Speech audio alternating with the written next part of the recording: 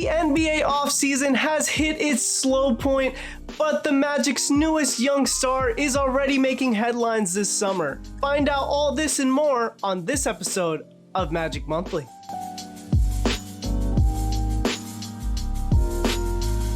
So first off, we are going to discuss the NBA Summer League, specifically our two rookies, Paolo Banchero and Caleb Houstan, and how they performed in their games during the Summer League, as well as other things they've been up to this summer. So starting off with Paolo, he played in only 2 games because the Magic saw all they needed to see from him. He was an absolute star in the Summer League, and I'm sure if he would have kept playing, he could have potentially won the Summer League MVP. But in those 2 games, he averaged 20 points, 5 rebounds, 6 assists, 2.5 steals, a block, about 41% from the field, 50% from 3, and 80% from the free throw line. And in these 2 games, he played a wonderful game, scoring and distributing the ball against the Houston Rockets in that first game against Jabari Smith Jr. And he really showed that he was the more developed prospect in that game. And then in the second game, it was a double overtime sudden death thriller where he made the game-winning pass for the layup, and this game was insane. Obviously, there were a lot of mistakes on even Paolo's end. He did have a lot of turnovers. I believe he had like 8 turnovers in this game, which is a lot, but obviously they're going to hone in on him as he's really one of the only good players that you have to guard in the Summer League. So I'm not too worried about the turnovers, but yes, he did make big plays down the stretch, including a turnaround jumper as well. And Paolo just looked ready to contribute right now in the NBA, and I'm super excited to see what he does this coming season.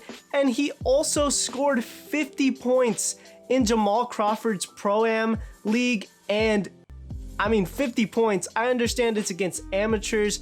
There were some NBA players like Jaden McDaniels and Chet Holmgren as well, but he scored 50 points in a basketball game. That has to count for something. And it was just great to see him ball out in an environment like that. And it just gives us a glimpse of what could potentially be in the future.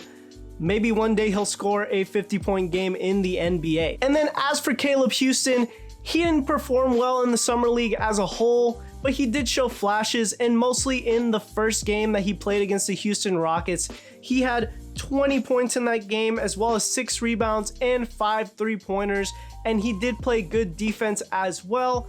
And I think that is really encouraging because honestly, he performed not so great when he did not have Paolo next to him, and I think that's very telling. Obviously, Caleb is not a guy that right now can create for himself. He's more of a spot-up shooter and a defender. I think he has a lot of potential in that area. I don't think on the real team he'll ever be counted on to create his own offense like that. So I think he will be just fine going into the regular season, and I think he could contribute in the next coming years for the Magic. Now moving into some of the other headlines that the young Magic star Paolo Banchero has been in.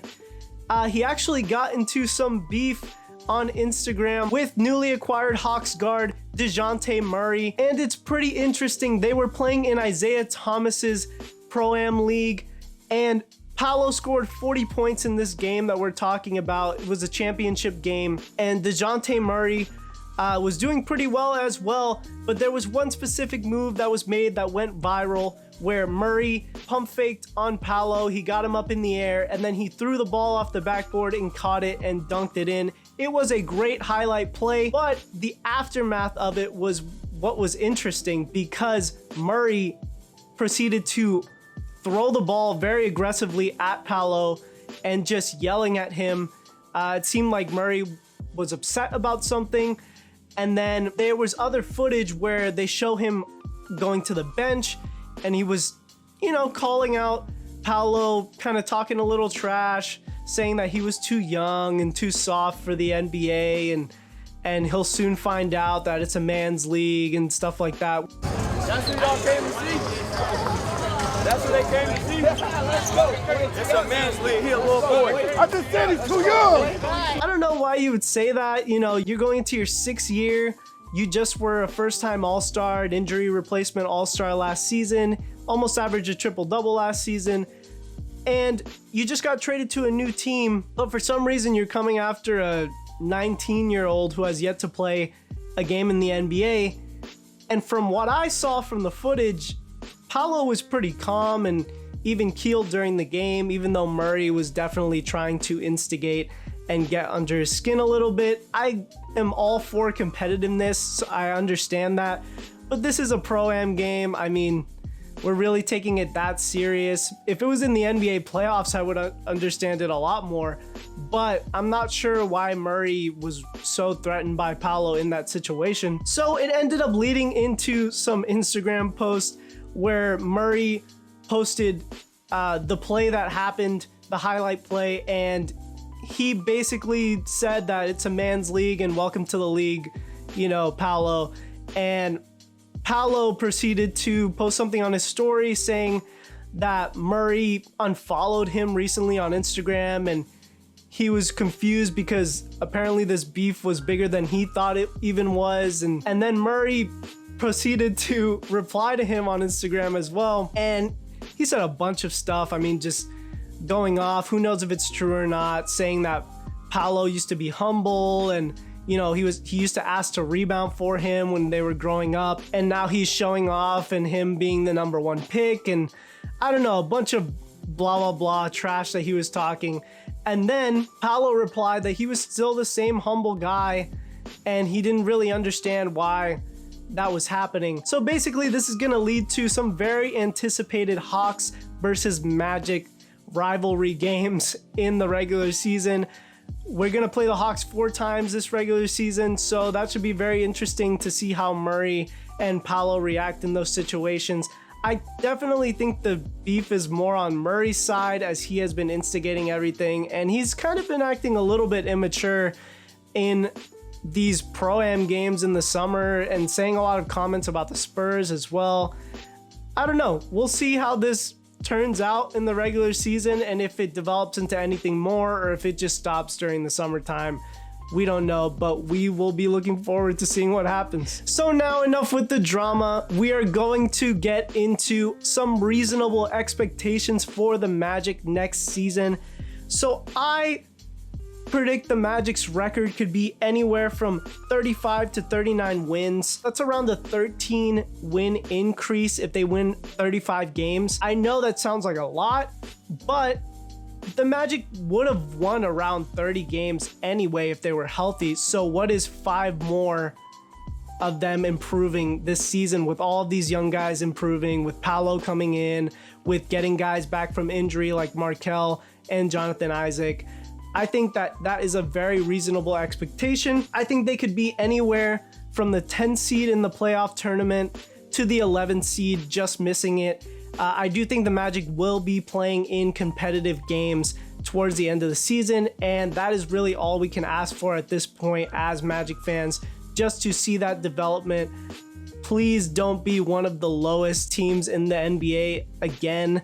We do not need another high draft pick. We have plenty of young talent on this team. They need to develop and grow together and develop a winning culture together. And then some other predictions I have. I think the Magic will definitely be in the top half of the league, in the top 15 in defensive rating. And I think that's really important for this group. We have a lot of defensive-minded players. We added some scoring with Paolo. Hopefully we can get him to buy in on defense as well. And I think that this team could potentially even be a top 10 defense, but I'm, settling my expectations a little bit until I see a little more to predict them to be a top 10 defense. And if you are a good defense in the NBA, that usually translates into playoff games. So we will see what happens with the Magic if they can achieve being a top half of the league defense next season. And then my last pretty reasonable expectation is Paolo Banchero winning Rookie of the Year. I think he could average anywhere from 17 to 19 points, around 6 to 7 rebounds, and around 4 to 5 assists per game. I think it's all going to depend on how many plays he gets called for him and how much freedom he has to run the offense next season if he can win Rookie of the Year. I think it's all going to come down to that, how much Mosley puts the ball in his hands and puts the ball in his hands in important situations down the stretch of games. I think that will happen, so I do predict that Paolo Banchero will be the 2023 Rookie of the Year. And going into our last topic here, is Terrence Ross staying with the team? It's kind of confusing, right? I mean, we've heard reports that, he probably wants out at this point. He doesn't want to go through the rebuild of the Magic, but we have also heard him say that he really likes the young team and he thinks that they could potentially be in the playoffs. So why would he not want to be part of a rebuilding team if he doesn't think that they are a rebuilding team? So we're getting conflicting reports. We also got some talk from Magic President of Basketball Operations, Jeff Weltman, and he said that they were basically shopping Ross and they were trying to look for a new home for Terrence Ross, but obviously they are not going to settle for less than a first-round pick or a good young player in return, somebody they can take a flyer on. But I don't know if they're going to be able to get that. I think eventually they will just end up trading him for a couple of second-round picks. I do think they will hold out until the trade deadline to basically try to reel in those desperate teams. And I think that would be a good idea. I mean, what can it hurt having Ross around for another half a season? Just being a good veteran leader, veteran mentor to the young guys. And I think that he has a good attitude and he wants to be around still. So he's not going to create any locker room drama either. But in order for the Magic to get really good value for Ross, he would definitely have to have a hot start to next season. So my question to you guys this week is, what do you think of this Paolo Banchero, DeJounte Murray drama that's been happening this summer? Do you think it's anything? Do you think it's nothing at all? Do you think DeJounte is just being hot-headed? Or what do you think of the situation? Please let me know what you think down in the comment section below. Also, let me know what you think on my thoughts of the Magic coming up this season and my reasonable expectations. Please remember to subscribe, leave a like on the video, that really helps out the channel through the algorithm, and ring that notifications bell to be notified of new videos coming out every week. And guys, most importantly, have a great rest of your day.